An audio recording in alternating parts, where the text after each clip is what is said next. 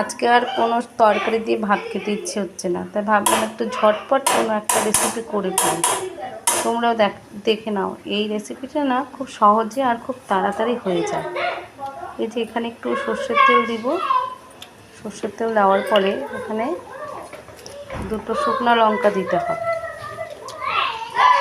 শুকনো লঙ্কাটা দিয়ে এখানে আমি এই যে পেঁয়াজ কুচি, তারপরে তোমার এই যে টমেটো দিলাম, রসুন দিব, এবার রসুনের পরে একটু আলু কুচিও দিব।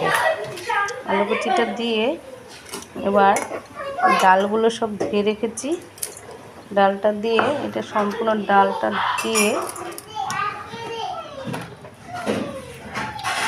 লবণ, তারপরে তোমার